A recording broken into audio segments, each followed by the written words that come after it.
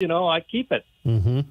What motivated you to write Behind the Veil, a stand against Governor Tim Walz?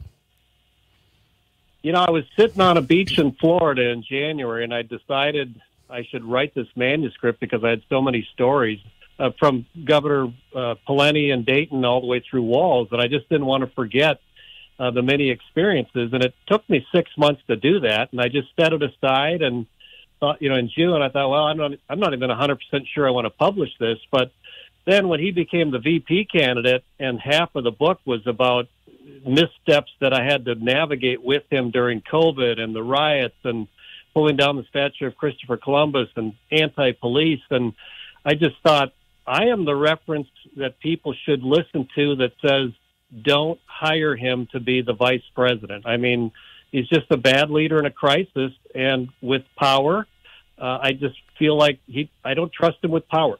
So that's why I rushed to get it out.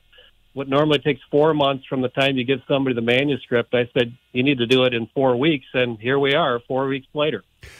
Describe what your relationship with him was during the week of the George Floyd uprising.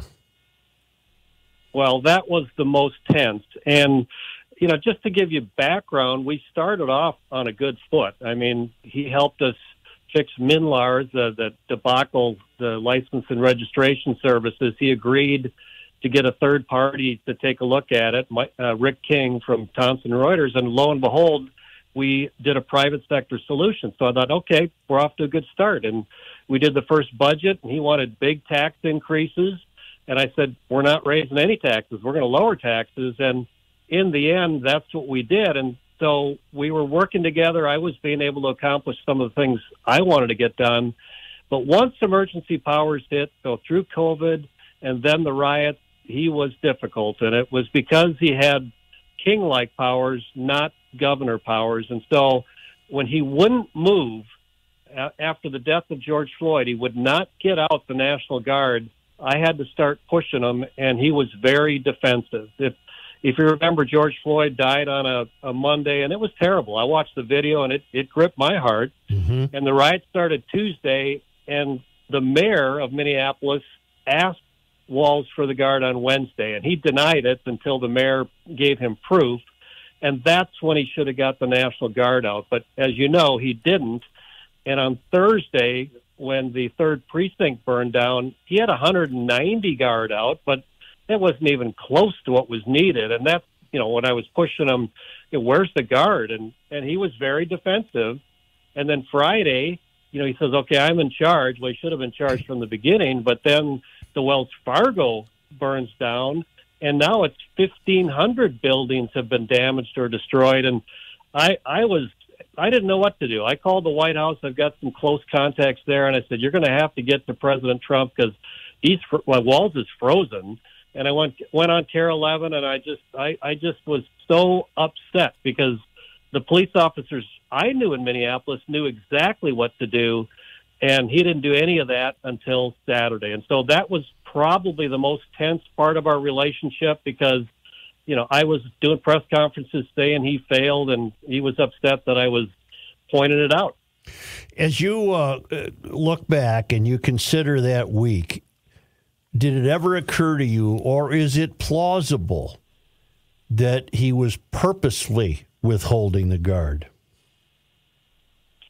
I think he struggled with trying to thread the needle between protesters that were, they lean left, the vast majority we know lean left, and taking care of Minnesota and making the tough decision to put the hammer down on those people that were destroying everything. I just think he really was trying to figure out how to do that.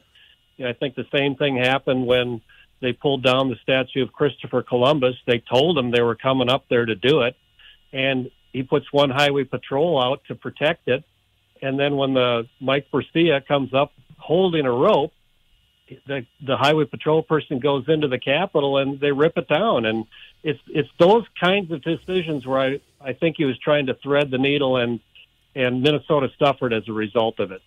We now know, for example, that his daughter, then 19, was texting protesters advising them that the Guard was not going to be present. We now know that his wife said she loved it, which I find an apocryphal story. I'm not sure I believe her.